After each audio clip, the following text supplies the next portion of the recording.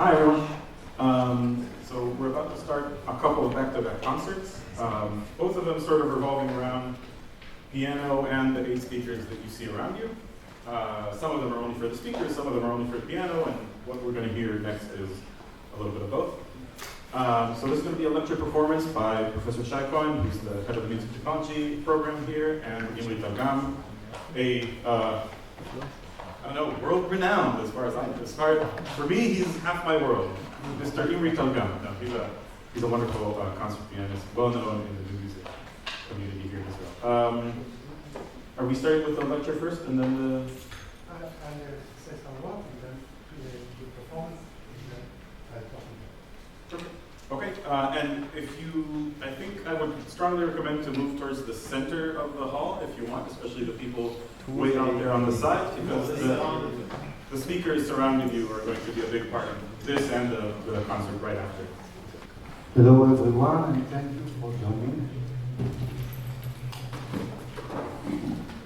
Today I'll be presenting the second version of my work, Around the Point, formerly an acoustic piano piece augmented by a mechanical microtonal add-on.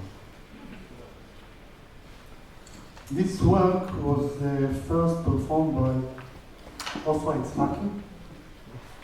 and uses a microtonal device developed by Ronen Shapira, a system that extends the piano's pitch palette behind the traditional 12-tone equal temperament. So before we go on with the lecture, please join me in welcoming the pianist Imri Talgam to perform the second version of the work Around the Point, and afterwards I'll explain it and that's what I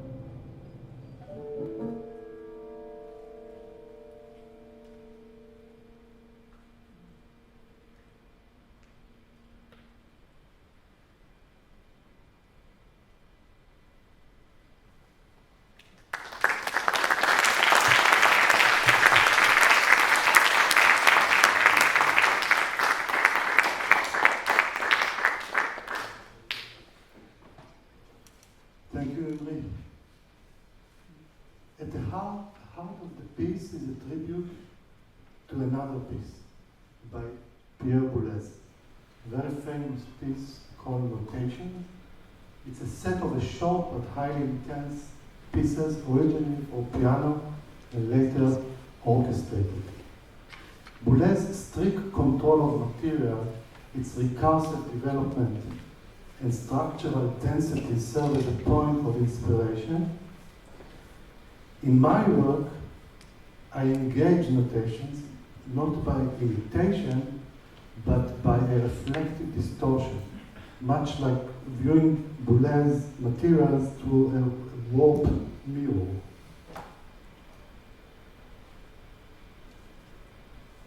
The primary pitch anchor of the piece is deep pitched,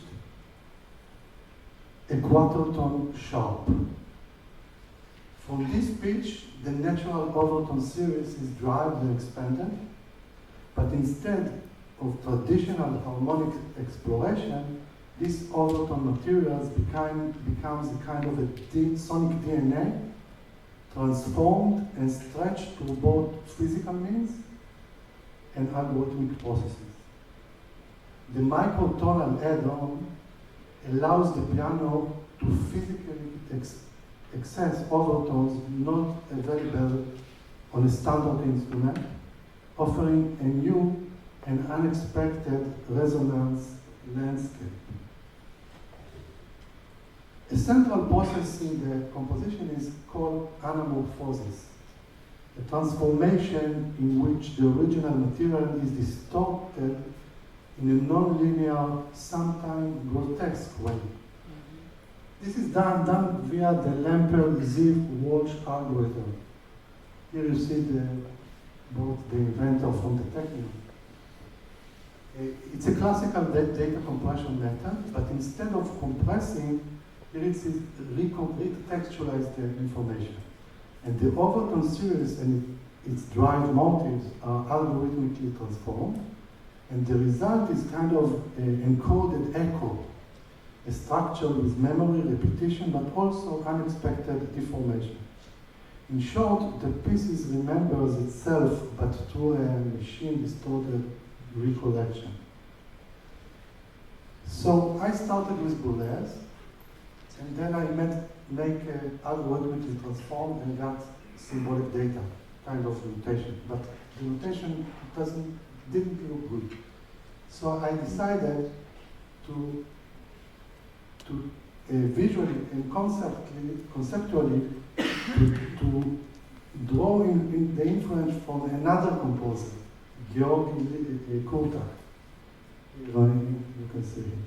Kurtak notational practice is known for its contextual sensitivity, symbols and gestures that prioritize the performer's interpretative role over the rigid metrics that comes from Boulez's information. So in my work around the point, this approach was crucial. The score served not just as an instruction for the player, but as an invitation to nuance, to timing, to gestures, to color. This is especially essential when dealing with microtonal and algorithmic distortions. The notation needs to breathe in order to hear the outcomes. As for the structure and listening experience, this piece is not linear in the traditional sense. It resolves around rather than move through materials. Themes return, but not as themselves. They echo, they shift, compress, and blur. As a listener, we're invited to trace not melodies, but evolutionary lines, sonic shadows of the overtone system as it becomes more and more warped by the process. That's a sense of familiarity eroded, like looking at a photo degraded by time and compression. So let's take a moment to appreciate the engineering behind the music. The mechanical microtone add-on developed by Israeli composer and inventor Ronen Shapira, who's with us today.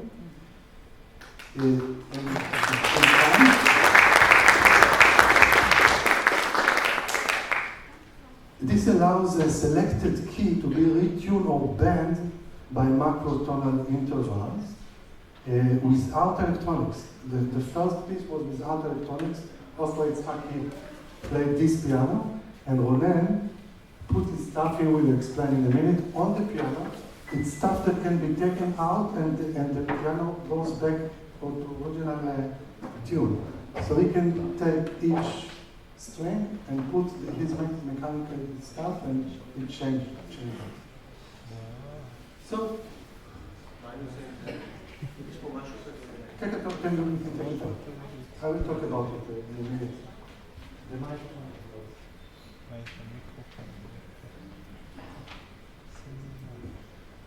Okay. I'm a pianist and composer, and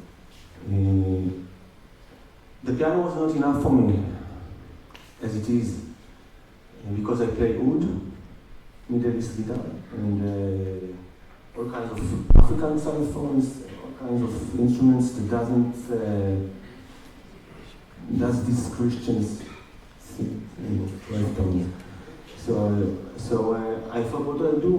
And I played also a lot with rock bands, a lot of rock and jazz bands, all kinds of these things. And I compose everything. Everything is like a blur, and everything comes in. And the piano doesn't do the job. I have to play with the rock. They don't have pianos. They have those volume and thing. I have to play this plastic, and which is nice, but it's not what I really want. So I want drums. I want bass, electric bass. I want harpsichord, all kinds of sounds. I want the piano to be an orchestra. So I started with the quarter tones, and I went into all חלולות בניין,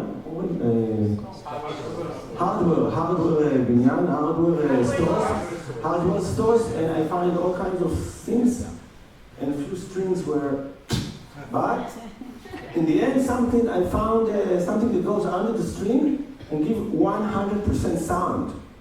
You don't know it is. So I have 11, series of 11, and you have the piano can play Microtonal. And so this is it looks like,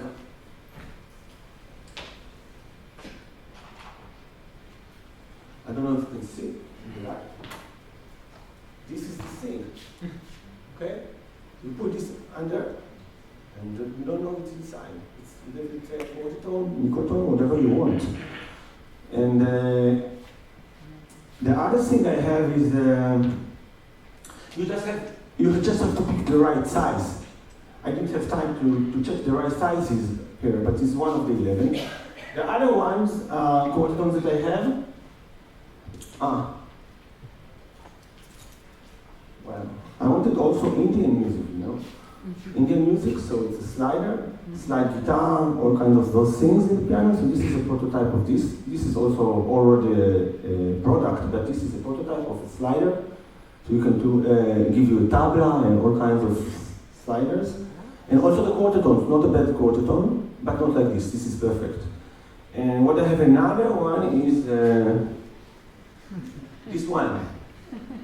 This doesn't need a size, you just put it from up, and you have a quarter tone, but give you 80-90% sound. Can I try it? I will try now. While he's putting his stuff, I can tell you that he's transforming a lot of pianos here in Israel. He takes old pianos and paint them in a lot of colors, and then change the piano so it can play bass, can play chords. In the beginning, yes. There is one over here, yeah. There is one over here outside, so you are invited to play it, right? So it has a makam, and it has a bass, some drums and some electric bass, and all kinds of bass, post-cage thing. He calls it פסנתר רב-תרבותי. בגלל שאפשר לנגן בו סגנונות מוזיקליים. So, I don't know this piano but so much, but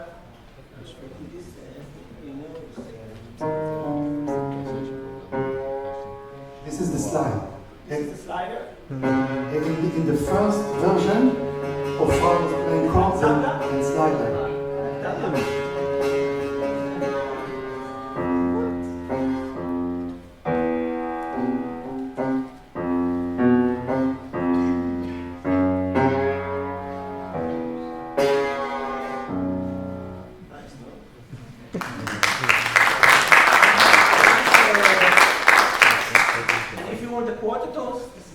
100% sound. To do this, let's see.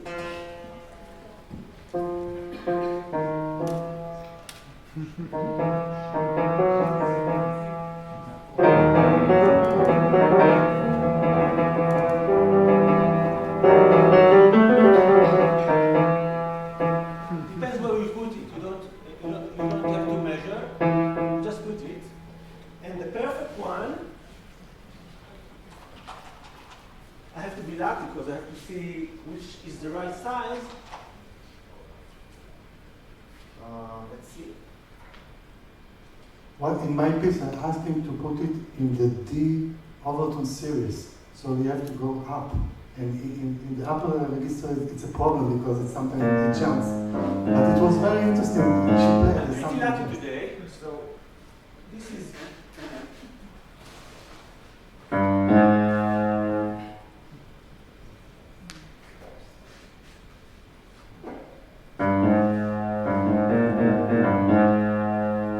Pretty good sound. And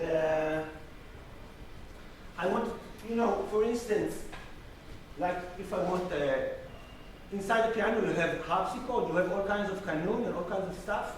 If you just do this, for instance.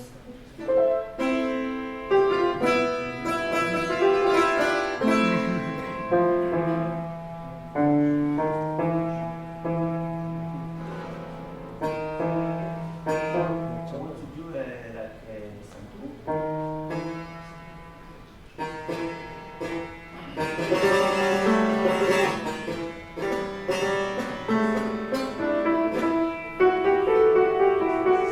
and if you want Africa, you just put it the other side.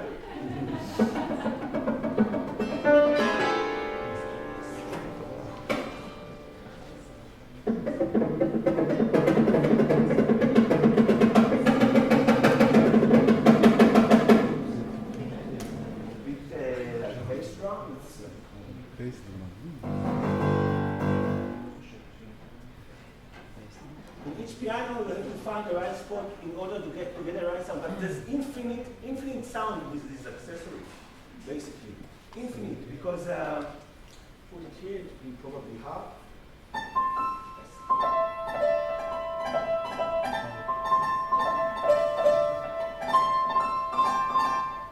And I have other things like I did all kinds of improvement on the head of cage, things on this line, so all kinds of gongs. So let's see.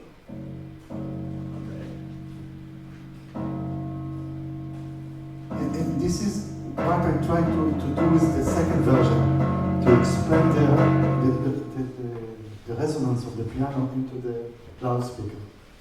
Hope you can see the differences. And if I want a lot of rock and roll runs in my head at least. So this is a legged drum and this is a snare. So I do this thing here.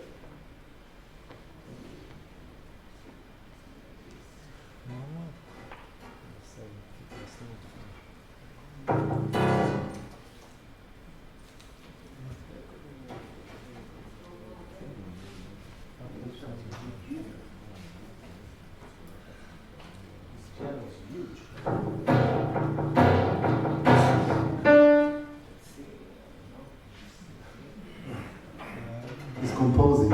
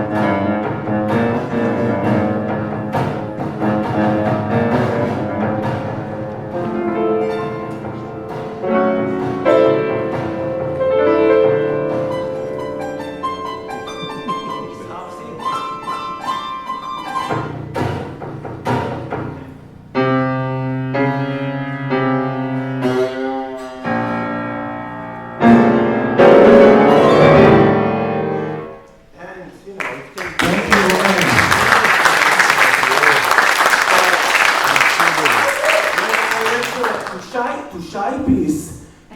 He wanted like 11? How much? 11 quarter tones. I think, you know? I wanted to go up over conspiracy, so you have to go up. So we fixed like 11 or 12 quarter tones inside the piano. It was an amazing experience. And I imagine your piece with this electronics and with also with my things together. So it's also, both versions are amazing. But I already hear the mix. You know what I'm saying. So. Thank you.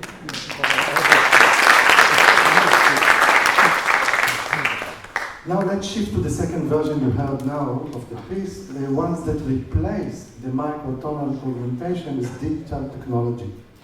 It includes an optical recognition system that tracks the pianist's performance in real time. Everything was in real time. I will show you. We put this on the piano. You can see it from here.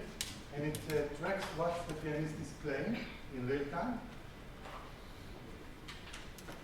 And goes to the computer and can do stuff with you. So this is the optical recognition system, and the computer will generate algorithmically responses based on what Imri was playing. And the main imitation of what he did was a digital resonator. I had in the program in Max the ability to analyze each of the sound that he was playing by pitch, by level, and by the spectrum and the envelope of the instrument. And then I made a resonator that resonates to what he was playing, so it goes like waves. And as I made a movement, we were thinking how we're going to do it, because some composer wanted this to be 1, 2, this to be 3, 4, and so forth. But I wanted to be like a circle. So I did 1, 2, 3, 4, 5, 6, 7, 8. So it goes the resonance goes very, very slow. I don't know if you noticed surrounding you. So the system acts as a responsive sonic extension, and triggering was involving textures, process reflection, and especially displacement echoes of a live piano. This is bringing me back to Itai. The pianist's dedication and virtuosity is essential to this piece, because he has to listen to what is going here, and he's outside the image. So if the piano was inside, it was the best. But he's playing there, and he has to somehow interact with it. So the relation between the human and the mechanism is a part of the aesthetic, a duet between flesh and tool, between cognition and algorithm, and so forth. So maybe we can hear some of your ideas of what you felt playing this piece. Thank you, Shai. The first thing I would say is that this problem of sitting outside the spatialized mix of the resonances, extended resonances, perhaps can be solved in a future version by maybe having a real-time binaural mix or something like this. So that would be very interesting, I think, to experiment with that. And I would say that whenever you play with live electronics, in my experience as a pianist, there's always a question of agency, which is a bit tricky, because if you just sit there and you play, and then clearly the electronics start playing, and then you are just waiting for the electronics to do something or to finish or whatever, I think that over time it gets a little bit tiring, it doesn't quite carry musically. So I think, on the other hand, of course, you can't just play as if the electronics is not there and not listen. So I think it's a kind of a subtle dynamic that one has to look for, of initiating, listening to the responses, but perhaps a little bit in Israeli style, maybe jumping in before somebody has finished their sentence. You can do that a little bit with the electronics in good taste. Maybe that carries better. But I would say that type of element, I think, in live interaction actually requires some fine-tuning on both the composer side and the performance side to get that type of interaction to be convincing. Thank you very much. You can ask. Hi, I have a question for אולי תגיד תמור, אז אני I have a question for both Ronen and for you, actually. Like you talked about the little tool and how it was implemented in the piece. Would you like make any changes for it, or like how should a composer approach a tool like that when wanting to compose microtonal pieces? How should it be approached? Yeah, let me say first that I wrote the piece, but it was hard to imagine how it would sound like when he puts the 11 microtonal inside, because when we came here and sit with Ofra near the piano, then he showed me everything he had, and as a composer I started to change. I told him maybe we put something down that I didn't take into account while writing. And we made some changes, and the other thing is the player itself, Ofra, needed time to understand what happens to the piano. She is usually playing a clear piano, and then something has been changed. So she practiced, she liked it very much, because she was very responsive. You can hear her version in my YouTube channel. It's a clear version, without electronics, just microtonal and her playing. And the other version is different. Also here, I couldn't know what exactly would happen. Yeah, because the last time I heard a microtonal piano piece, it was actually also Ronen's. I played it, not the piano, but I was in the orchestra in your Taximcerto with Nizar Kata and the TLV orchestra then. And like, it either was performed with like two separate pianos that needed to be like, that one needed to be tuned separately and one needed to be tuned clearly, and the other option was like a plastic keyboard. Maybe I'll say something, one more thing, that it was very tempting to make scales. Because if you make a microtonal, you play scale, you have the culture right inside you. I didn't want that. I want the chords to be changed. So you have, the aesthetic is very different from Oriental music. And when you put the microtonal, it's tempting to play scales, not just Also to a question, just to your question, if I can imagine what I write,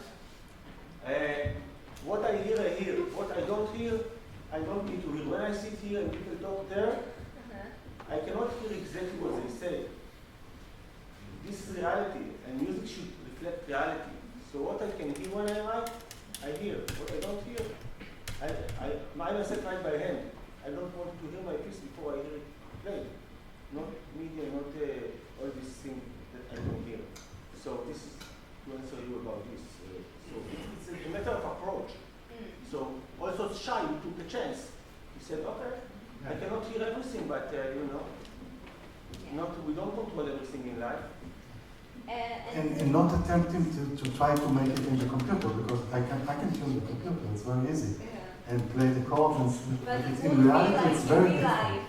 It won't have the same resonances of the whole. Exactly.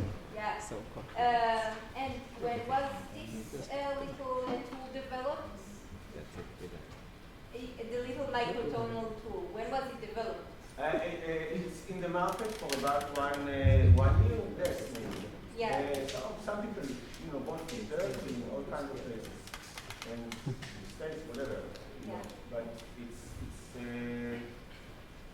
yes. Okay, thank you very much. You should keep talking at the break. We're going to take a 15-minute break. As we mentioned, the speakers set up changes between composers and what they like to do. So stay close, because we will try to keep it at a very, very strict 15 minutes so that we can get to the second concert. Thank you.